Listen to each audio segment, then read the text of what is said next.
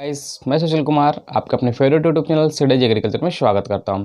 दोस्तों, आज का जो हमारा टॉपिक है बीएससी एग्रीकल्चर कोर्स को लेकर है कि बीएससी एग्रीकल्चर कोर्स क्या है, इसे कैसे कर सकते हैं, इसमें कौन कौन सी अपॉर्चुनिटीज़ होगी, ये कितने ईयर का कोर्स है, इसमें कौन कौन से इंट्रेंस होते हैं, कैसी जॉब अपॉर्चुनिटीज़ होती है, कौन सी यूनिवर्सिटीज़ में हम लोग एडमिशन ले सकते हैं।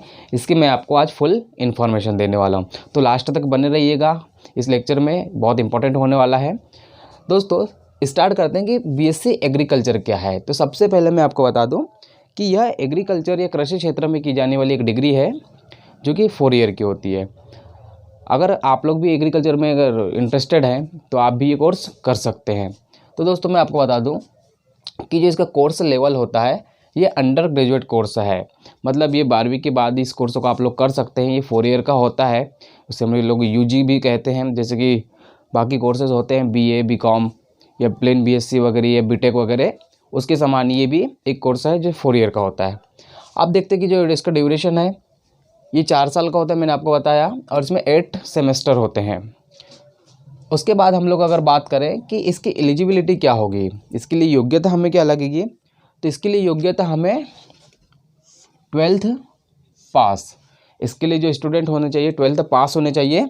इन कौन कौन सा सब्जेक्ट से, तो वो एग्रीकल्चर सब्जेक्ट से होना चाहिए, बायोलॉजी ग्रुप से होना चाहिए या मैथमेटिक्स ग्रुप से होना चाहिए। इन तीनों सब्जेक्ट के जो स्टूडेंट हैं इस कोर्स को कर सकते हैं। आर्ट और कॉमर्स वाले इस कोर्स को नहीं कर सकते हैं। उसके बाद हम लोग देखते हैं कि जो इसके लिए अगर हमको एडमिशन लेना है तो इसके लिए कौन कौन से एंट्रेंस एग्ज़ाम देने पड़ेंगे। तो दोस्तों, मैं बता दूं, बहुत सारे एंट्रेंस एग्ज़ाम इसके होते हैं। सब स्टेट में ये सेंट्रल लेवल के सब यूनिवर्सिटी अपने अपने स्टेट लेवल के जो एग्ज़ाम है उसे एंट्रेंस एग्ज़ाम में से कंडक्ट करवाती है। परंतु जो जो सेंट्रल लेवल के हैं इसको मैं आपको बता दे रहा हूँ। सबसे पहले जो एंट्रेंस एग्ज़ाम होता है एनटीए कराती है, जो कि आईसीआर का कराती है। आईसीआर का आपने सुना ही होगा, Indian council for agriculture research, जो कि न्यू दिल्ली में है। ये इंडिया का सबसे बड़ा एग्रीकल्चर एग्ज़ाम का एंट्रेंस एग्ज़ाम होता है। इसमें अगर आप क्वालिफाई होते हैं तो आपको जो सेंट्रल यूनिवर्सिटी है वहाँ पे पढ़ने का मौका मिलता है। उसके बाद मैं आपको बता दूँ पीएटी, जो कि सीजी और एमपी, सीजी पीएटी और एमपी पीएटी, ये दोनों स्टेट लेवल के एग्ज़ाम होते हैं, एंट्रेंस एग्ज़ाम होते हैं। सीजी पीएटी से आप छत्तीसगढ़ में एग्रीकल्चर बीएससी कर सकते हैं। एमपी पीएटी से आप मध्य प्रदेश में एग्रीकल्चर बीएससी कर सकते हैं। उसके बाद कुछ यूनिवर्सिटीज़ हैं जो अपने पर्सनल एंट्रेंस करवाती है, जैसे कि बीएचयू की हम लोग बात करें, बनारस हिंदू यूनिवर्सिटी, जो कि उत्तर प्रदेश वाराणसी में है, ये खुद का अपना एंट्रेंस करवाती है। उसके बाद हम लोग देखें जेट, जॉइंट एंट्रेंस टेस्ट जो होता है, ये राजस्थान कोटा करवाता है। उसके बाद हम लोग देखें यूपी केटेट, ये उत्तर प्रदेश में जो बहुत बड़ी बड़ी एग्रीकल्चर यूनिवर्सिटी है वो सब मिलके इसको करवाती है।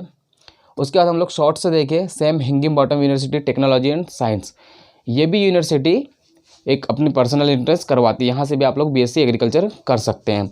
तो दोस्तों, ये जितने भी एंट्रेंस एग्ज़ाम है इसे आपको सबसे पहले क्वालिफाई करना पड़ेगा। उसके बाद आपका सिलेक्शन होगा, वो भी मेरिट के आधार पर, रैंक के आधार पर। उसके बाद हम लोग देखते हैं दोस्तों कि अगर आपका सिलेक्शन अगर किसी यूनिवर्सिटीज़ में होता है या किसी कॉलेज में होता है एग्रीकल्चर वाले, तो वहाँ की जो कोर्स फीस क्या होगी। तो दोस्तों, कोर्स फीस की हम लोग बात करें, अगर आपका गवर्नमेंट यूनिवर्सिटी में अगर सिलेक्शन होता है, अगर आप एंट्रेंस के थ्रू जाते हैं या रैंक के थ्रू जाते हैं और आपकी अच्छी रैंक है, तो आपको फ्री सीट भी मिल सकती है। वहाँ पे कोई आपको चार्ज फीस का नहीं लगेगा, फ्री ऑफ कॉस्ट सीट होगी। फिर भी अगर आपको सीट नहीं मिलती, आप डोनेशन पे जा रहे हैं या पेमेंट सीट पे जा रहे हैं, या आपकी जो कैटेगरी फ़ीस वगैरह जो होता है उसके ऊपर जाएंगे, तो कम से कम आपकी 20,000 20,000 से लेके 1.5 लाख पर ईयर की वहाँ पे फ़ीस होती है। ये सब जगह अलग अलग होती है। अगर आप कोई गवर्नमेंट यूनिवर्सिटी में जाएंगे तो आपकी 20,000 से ले 20,000 फीस होगी, या कोई आप प्राइवेट यूनिवर्सिटी, ये बहुत स्टैंडर्ड की यूनिवर्सिटी में अगर पढ़ने जाते हैं तो आपको वहाँ पे 1.5 लाख तक भी फीस पे करनी पड़ सकती है, जो कि सालाना होती है। इसके बाद हम लोग देखते हैं कि इसमें हमें एडमिशन कहाँ कहाँ मिलेगा। तो मैं आपको बता दूं कि 3 प्रकार की यहाँ पे जो यूनिवर्सिटी होती है, 3 टाइप की यूनिवर्सिटी है। सबसे पहले जो यूनिवर्सिटी है वो सेंट्रल एग्रीकल्चर यूनिवर्सिटीज़ होती है। उसके बाद डिम्ड एग्रीकल्चर यूनिवर्सिटी जो होती है, उसके बाद स्टेट एग्रीकल्चर यूनिवर्सिटी और उसके बाद कुछ प्राइवेट एग्रीकल्चर यूनिवर्सिटी भी है जो कि बीएससी एग्रीकल्चर कोर्सेज कराती है। तो हम लोग सबसे पहले देख लेते हैं कि जो सेंट्रल एग्रीकल्चर यूनिवर्सिटी है ये कौन कौन सी है। तो इसमें आपको जो एडमिशन मिलेगा वो ICAR NTA के द्वारा मिलेगा। अगर आपने NTA ICAR के एग्ज़ाम को क्रैक किया है, एंट्रेंस एग्ज़ाम को क्रैक किया है, तो आपको जो सेंट्रल यूनिवर्सिटी में पढ़ने का मौका मिलेगा। तो सेंट्रल यूनिवर्सिटी जो इंडिया में 3 है। तो सबसे पहले जो सेंट्रल यूनिवर्सिटी है ये मणिपुर इम्फाल में है। उसके बाद जो सेकंड सेंट्रल एग्रीकल्चर यूनिवर्सिटी है ये झांसी उत्तर प्रदेश में है, जिसका नाम Rani Lakshmibai agriculture central agriculture university Jhansi Uttar Pradesh. उसके बाद जो थर्ड जो एग्रीकल्चर यूनिवर्सिटी सेंट्रल की तो समस्तीपुर बिहार में है, doctor Rajendra Prasad central agriculture university Samastipur Bihar. तो दोस्तों ये है सेंट्रल यूनिवर्सिटी। इसके लिए आपको ICAR के एग्ज़ाम को क्रैक करना अनिवार्य होगा। अगला हम देखते हैं कि जो डीम्ड यूनिवर्सिटी है। तो दोस्तों डीम्ड यूनिवर्सिटी एक्चुअल होती क्या है।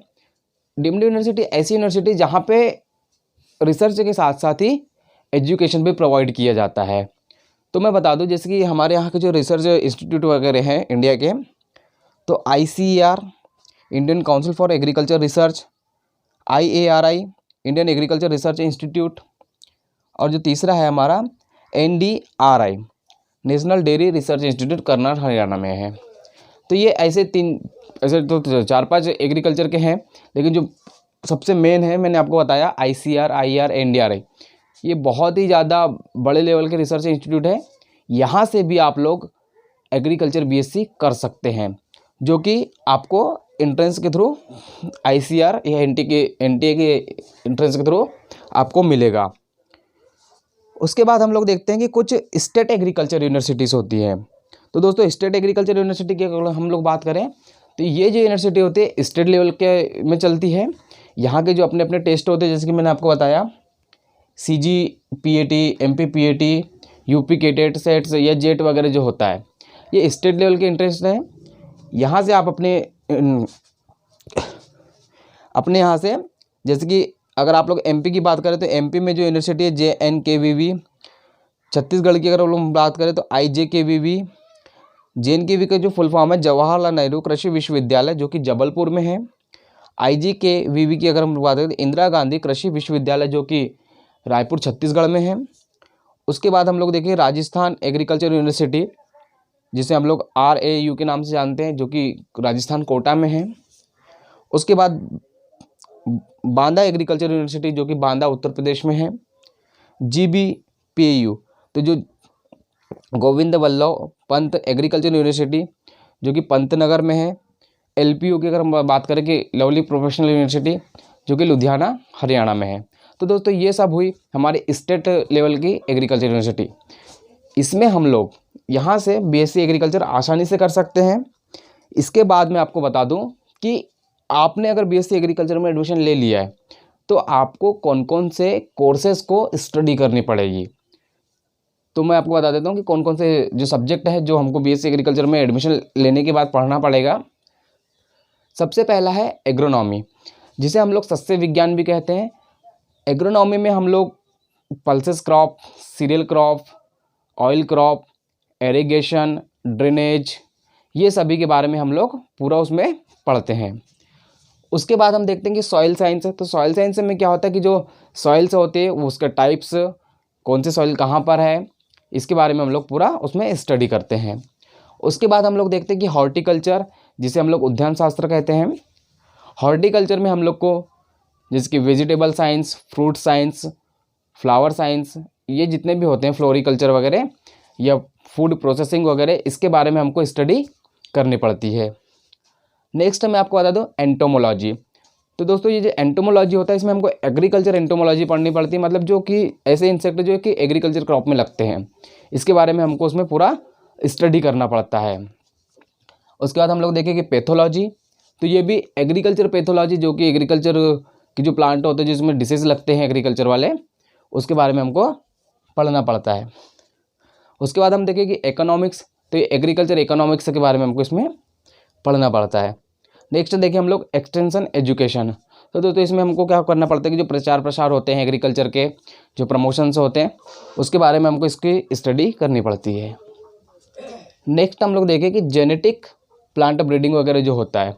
तो दोस्तों एग्रीकल्चर में जो न्यू वेराइटी वगैरह है या न्यू प्लांट वगैरह है, इसके बारे में अगर हमको देखना है तो जेनेटिक प्लांट ब्रीडिंग से हम लोग उसको पढ़ेंगे। उसके बाद होता है कि एग्रीकल्चर इंजीनियरिंग। तो एग्रीकल्चर इंजीनियरिंग का बहुत ही ज़्यादा इम्पोर्टेंट है आज के युग में, क्योंकि बिना मशीनरी के हम लोग कोई भी फार्मिंग वगैरह नहीं कर सकते, इसलिए हमें ये भी पढ़ना पड़ेगा।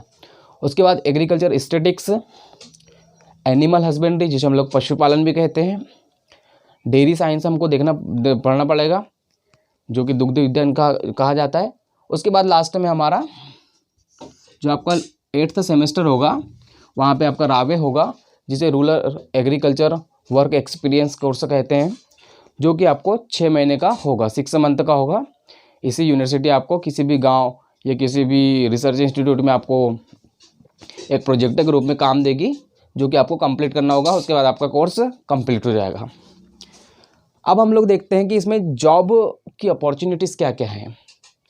तो दोस्तों मैं बता दूं, बीएससी एग्रीकल्चर करने के बाद जॉब की बहुत सारी अपॉर्चुनिटीज़ है। आप अपने इंटरेस्ट के हिसाब से जॉब की प्रिपरेशन कर सकते हैं। जैसे कि हम लोग अगर देखें कि गवर्नमेंट जॉब, सबसे पहला जो है कि सब लोगों के लिए गवर्नमेंट जॉब इंपॉर्टेंट होती है। तो सबसे पहले इसमें जो गवर्नमेंट जॉब है ये आपको सेंट्रल लेवल की भी मिल सकती है, स्टेट लेवल की भी मिल सकती है, आपके इंटरेस्ट के अनुसार।